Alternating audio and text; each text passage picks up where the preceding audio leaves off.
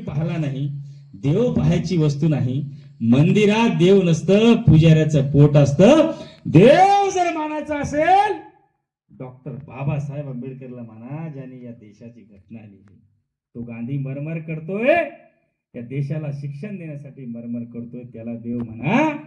मी तर म्हणतो छत्रपती, आता खेड्यागावामध्ये आमच्या गावात आहे बाबा राजेसाहेब, आमच्या गावात 8-8 दिवस बाई आंघोळ करत नाही, त्यांच्या अंगात देवी.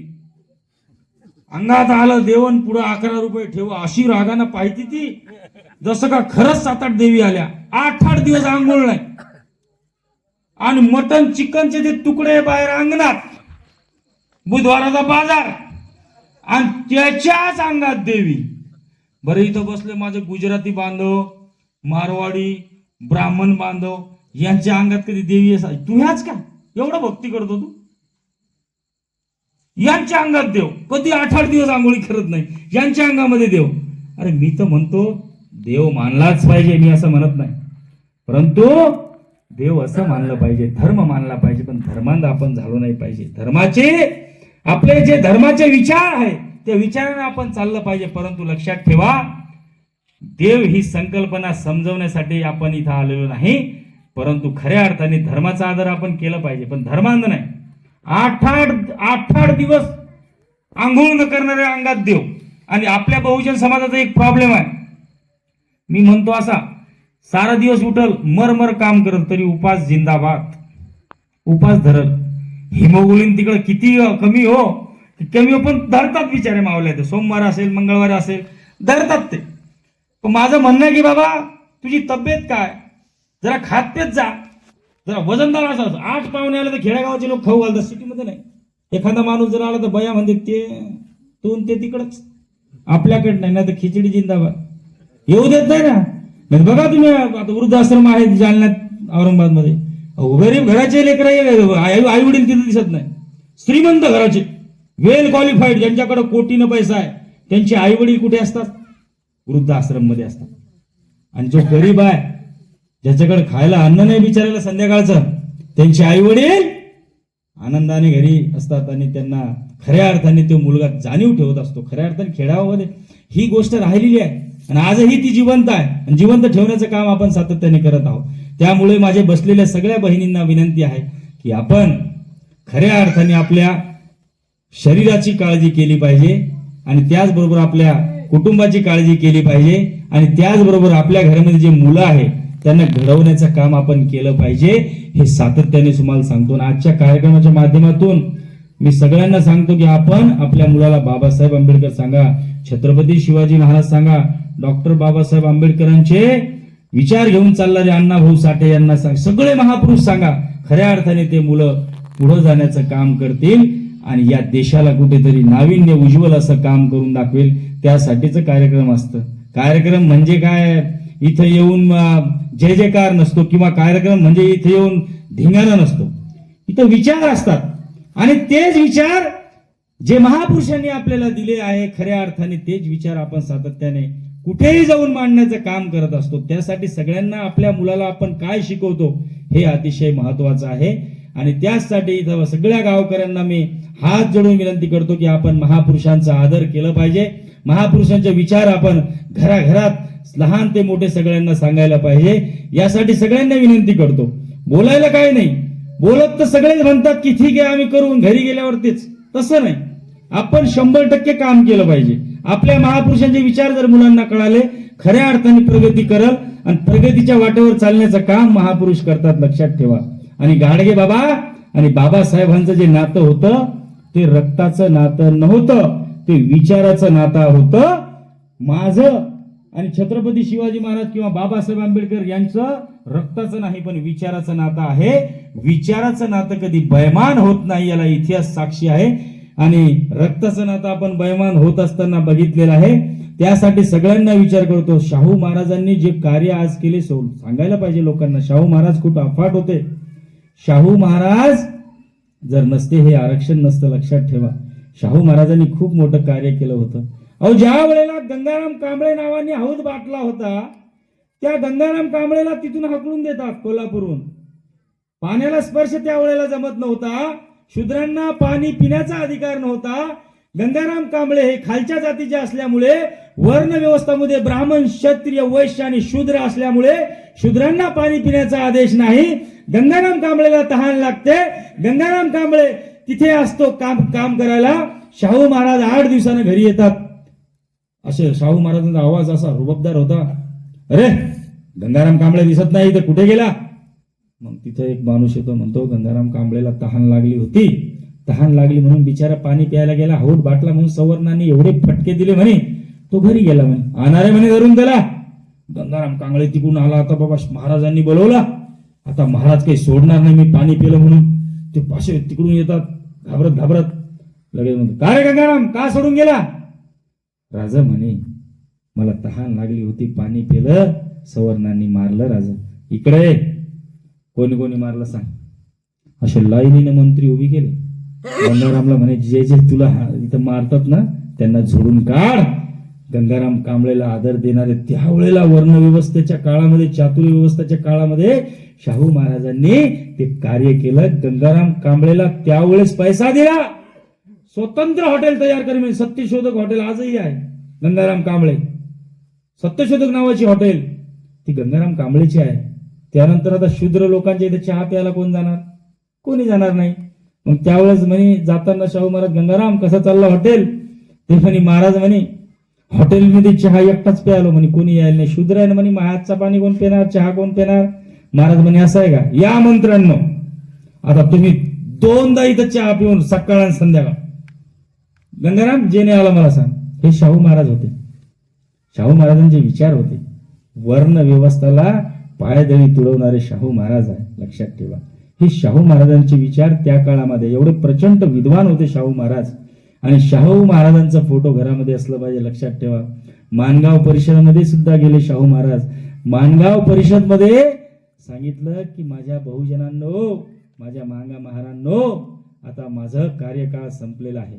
यापुढे अखेर हिंदुस्थानाचे नेते बाबासाहेब आंबेडकर आहे. बाबासाहेब आंबेडकरांना नेते आहे असं म्हणणारा मराठ्यांचा राजा होता, लक्षात ठेवा. बाबासाहेब आंबेडकरांचा पहिला पुतळा जिवंतपणे उभा करणारा हे मराठाचा माणूस होता. आणि बाबासाहेब आंबेडकर शिकावं यासाठी स्कॉलरशिप देणारा मराठा समाज होता. आणि याच देशामध्ये भीमा कोरेगावमध्ये मराठा दलित वाद होते. कधीच नव्हता ना मराठा दलित वाद, कधी आयुष्यात वाद नव्हता. परंतु या देशामध्ये मराठा दलित वाद लावण्याचा पाप केला, लक्षात ठेवा. आणि खरं बोलणाऱ्या माणसाच्या छताडावर गोळ्या घालण्याचा पाप ही व्यवस्था करत आहे, लक्षात ठेवा. आतून पेटलो मी, हळुवार बोलतो मी, दुसरे विशेष नाही बैमान झालेला एक एक नाग ठेचू, येता युगाचा निर्धार बोलतो मी, आम्हाला बोलावा लागेल. मी बोलत असताना मला डायरेक्ट फोन करतात की बाबा सरळ बोलायचं बरं, आला नाही तर राजकारणावर नाही बोलायचं. मग बाबासाहेब आंबेडकर काय म्हणे? बाबासाहेब आंबेडकरांचे 3 स्वप्न होते. प्रबुद्ध भारत, म्हणजे सगळ्यांना धरून असं बोद्ध करा असा नव्हता, प्रबुद्ध भारत. दुसरा स्वप्न बाबासाहेब आंबेडकरांचा, जाओ अपने घर के दीवारों पे लिख दो हमें शासन करती जमात बननी है. तुम्ही या देशाचं शासन चालवा. मग राजकारण नाही तर काही. बाबासाहेब आपल्याला सांगतात राजकारण करा. महात्मा ज्योतिराव फुले सांगतात राजकारण करा. छत्रपती शिवाजी महाराजांचा गमी निकावा कोणाला कळाला का? किती हुशार होते, प्रचंड हुशार छत्रपती शिवाजी महाराज. महाराजांनी तसं कार्य केलं, लक्षात ठेवा. त्यासाठी महापुरुषांचे जे खरे विचार आहे ते विचार आपल्या अवगत झाले पाहिजे, ही काळाची गरज आहे. त्यासाठी प्रबोधन असतं, त्यासाठी आपल्याला एकत्र यावं लागतं, एकत्र बसावं लागतं. म्हणून तर शाहू महाराज माणगाव परिषद मध्ये सांगतात की तुमचा नेता हे बाबासाहेब आंबेडकर आहे. आणि बाबासाहेब आंबेडकर हिंदुस्थानाचे नव्हे जगाचे नेते बनतात, देशाचं संविधान लिहितात. किती दूरदृष्टी होते शाहू महाराज. त्यावेळेला सांगितलेला शब्द शाहू महाराजांचं पूर्ण झालं, लक्षात ठेवा. पण त्याच वेळेला बाबासाहेब आंबेडकराला वकील, एवढं मोठं डिग्री बाबासाहेब घेऊन जर देशामध्ये येतात, किती अभिमानाची गोष्ट आहे. तरी पाण्याला स्पर्श त्यांच्या करू दिला नाही बाबासाहेबांच्या. किती काळ गंभीर आहे आई. आज तुम्ही जे बसलात ते बाबासाहेब आंबेडकरांचे उपकार आहे.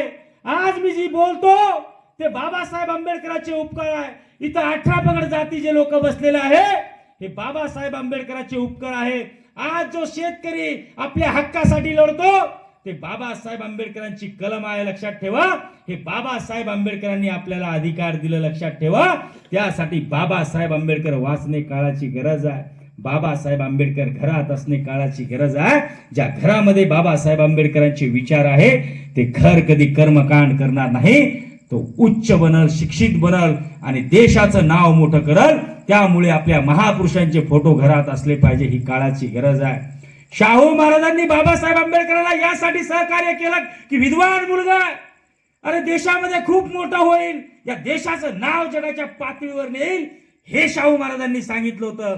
आणि हे सांगितल्यानंतर मोठे झाले बाबासाहेब आंबेडकर. एवढे मोठे डिग्री घेऊन आले तरी पाण्याला स्पर्श नाही. किती दुर्दैव आहे देशाचा, किती दुर्दैव. संत रविदास म्हणतात की चाणक्य मैं भी चाणक्य तुम भी, चाम बिना कोण यहा, कहे रविदास चमारा. चमडा माझं पण आहे, पण जर या देशामध्ये जर एवढं वर्णवाद किंवा एवढा जातीय वाद होत असेल, बाबासाहेब आंबेडकरांनी एवढं मोठं कार्य केलं तुमच्यासाठी. रमेश नावाचा मुलगा बाबासाहेबाच्या रमाईच्या मांडीवर मेला, तडफडून गोळ्या औषध नाही भेटल्या, गोळ्या औषध नाही भेटल्या बाबासाहेबांच्या मुलाला. 4 मुलं रमाईच्या मांडीवर मेले. त्यागमूर्ती रमाईला का म्हणतात, कशामुळे म्हणतात, किती मोठा त्याग केला लक्षात ठेवा. रमेश नावाचा मुलगा ज्यावेळेस रमाईच्या मांडीवर तडफडून मरतो त्या अगोदर माता रमाईने पत्र लिहिले बाबासाहेब आंबेडकरांना की बाबासाहेब तुम्ही जन्म दिलेला रमेश नावाचा मुलगा गोळ्या नसल्यामुळे वारला, त्याचा उपचार झाला नाही, माझ्याकडे पैसे नव्हते.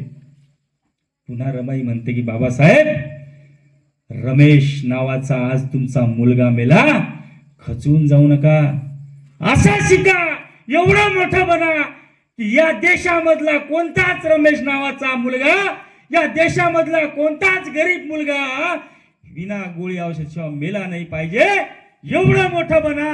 रमाईनी साथ दिली बाबासाहेब आंबेडकरांची.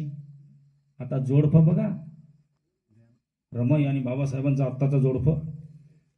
आताचे बाबासाहेब आंबेडकर जर नोकरीहून कटले, ती बाई म्हणती नोकरीने मी चालली घरी. वातावरण तसं आहे ना. बरं कोणाचं पोटतं घरामध्ये, पण एखाद्याला वाटलं पाहिजे बाबा माझा नवरा लय मेहनत करतो, ठीक आहे आपल्याकडे पैसा नाही, आपण असं करू आज मीठ आणि मिरचीच खाऊ, असं करू. पण नाही, जमत नाही. माझ्या बापाच्या घरी चालू आहे ना वातावरण, आणि हे समजलं पाहिजे. आणि माझ्या बहिणींना विनंती आहे, आपला बाबासाहेब नसतो 90 पेलेला, त्याला सुद्धा ठोकलं पाहिजे आपण, मारायलाच पाहिजे ना. जर तो दारू पित असेल आणि तू संसाराचा दिवा लावत असेल एकटीच, त्याला सुद्धा बसवावं लागेल. खऱ्या अर्थाने आपल्या महापुरुषांनी व्यसनाचा कोणताच प्रकाराचा व्यसन केलं नाही, हे आम्हाला सांगावं लागेल. लक्षात ठेवा, अण्णाभाऊ साठे यांचं कार्य खूप अफाट आहे. अण्णाभाऊ साठेंनी छत्रपती शिवाजी महाराजांचे विचार 7 समुद्र पार नेण्याचं काम केलं. अण्णाभाऊ साठे 15 ऑगस्ट 1947 ला हा देश स्वतंत्र झाला. मी तुम्हाला भाषणाच्या अगोदरच सांगितलं होतं की या देशामध्ये अशी व्यवस्था काम करते, सत्य सांगण्याचं काम जर कोणी करत असेल त्याच्या छाताडावर गोळ्या मारतात. लक्षात ठेवा. आहे कसे म्हणावे देशात लोकशाही, आहे कसे म्हणावे देशात लोकशाही, खुर्चीमध्ये खुन्याचे बसले खुले शिपाही, निष्पाप माणसाला हे घालतात गोळ्या आणि सत्कार चोरट्याचे करतात राजेशाही. आजही वास्तव स्थिती होते. लक्षात ठेवा, सत्कार चोरट्याचे. छत्रपती शिवाजी महाराज यांचं खरं इतिहास मांडणारा गोविंद पानसरे यांच्या छाताडावर गोळ्या. गौरी लंकेश, दाभोळकर संपवले. आम्ही शांत आहोत, आम्हाला काही घेणं देणं नाही. त्यासाठी आम्हाला जागृत व्हावं लागेल, आम्हाला बोलावं लागेल, आपला लढा उभा करावा लागेल. हे आमच्यासाठी लढतात. बरं, वामनदादा कर्डक म्हणतात आता इथं आलेले जे लोक आहे, तुम्ही 5 जरी आले तर महापुरुषांचे विचाराचे लोक आपण पाहिजे. जे आले ना, तुम्ही महापुरुषांचे खरे वैचारिक वारसदार आहात. लक्षात ठेवा, तुमचा आदरच केलं पाहिजे. जे घरी असेल ते बी आपले जे विचार आहे, पण ते घरूनच विचार करतात, उद्या लय काम आहे, कशाला जायचं विनाकारण, काय लफडे, आपण काय नेते थोडी आहे, करतात त्याच ते. काही घेणं नाही आपल्याला, झोप तू नको जाऊ, काय घेणं नाही. ते कोण महाराज, कोण प्रबोधन करणारे, काही घेणं नाही त्याला, ते येतच नाही ना. खऱ्या अर्थाने त्यांना महापुरुष आता घरून ऐकत असेल त्यांनाही सलाम नाही, येईन तिकडून, माझं नाव कसं काय, मी घरी आलो, तू कोण आहे तसे लोक. कुठून आला तू, भेट तू आता तिकडं, तुला दाखवतो मी. असेही लोक आहे, असे चमत्कारिक लोक आहे आपल्यामध्ये. खऱ्या अर्थाने तुम्हाला सांगतो, या देशामध्ये आजही महापुरुषांचा विचार दाबण्याचं पाप काही लोक करत आहेत, ते काढण्याचं काम आम्हाला करावं लागेल. आणि खऱ्या अर्थाने ही जबाबदारी युवकांची आहे. लक्षात ठेवा माझ्या युवक बांधवांनो, जेव्हा तू शांत होता तेव्हा दिल्लीचे किसान मारले गेले. बांधवांनो, गोविंद पोलार्ड नावाचे कवी म्हणतात युवकांसाठी, जेव्हा तू शांत होता तेव्हा दिल्लीचे किसान मारले गेले. पुलवामाच्या प्रकरणात जेव्हा प्रश्न विचारले गेले, तू दंगली शिवा मित्रा कधीच रस्त्यावर आला नाही, तू धर्मासाठी जगला पण या देशाचा झाला नाही. महापुरुष बदनाम होत होते तरी तू शांत बसला होता, साधा निषेध करण्यासाठी कुठेच दिसला नाही. मणिपूरच्या महिलेची जेव्हा नग्न भिन्न काढल्या गेली, एक एक कपडा काढून त्याची विटंबना करण्यात आली, जेव्हा स्त्रियांना जिवंत जाळत होते तेव्हाही तू शांत होता, तेव्हाही तू शांत होता. तुझ्या आईनं तुला जर जन्म दिला असेल, ती स्वतःचाच विचार करत असेल मी कोणाला जन्म दिला. आजचा युवक चालला कुठे? युवकांना जागृत होण्याचं काम आपल्याला करावं लागेल आणि या देशामधली जी अराजकता आहे ते थांबवावं लागेल. आमच्या सगळ्यांना हात जोडून विनंती आहे, महापुरुषांच्या विचाराला आपल्याला पुढे घेऊन जावं लागेल आणि सातत्याने महापुरुषांचे विचार या देशामध्ये सांगावं लागेल. त्यासाठी खऱ्या अर्थाने प्रबोधन असतं, लक्षात ठेवा, त्यासाठी प्रबोधन असते. आणि आजही तुम्हाला सांगतो, या देशामध्ये आता इतिहास कोणाकडून ऐकायला पाहिजे आपल्याला? जो जाणकार आहे, ज्याला इतिहासाचं वाचन आहे, जो बुद्धिवान आहे त्याच्याकडून. आता 100 हिरो सोबत नाचणारी हिरोईन, त्याचा इतिहास आपल्याला ऐकावा लागतो. सांग बाई इतिहास आम्ही ऐकतो, त्याला काय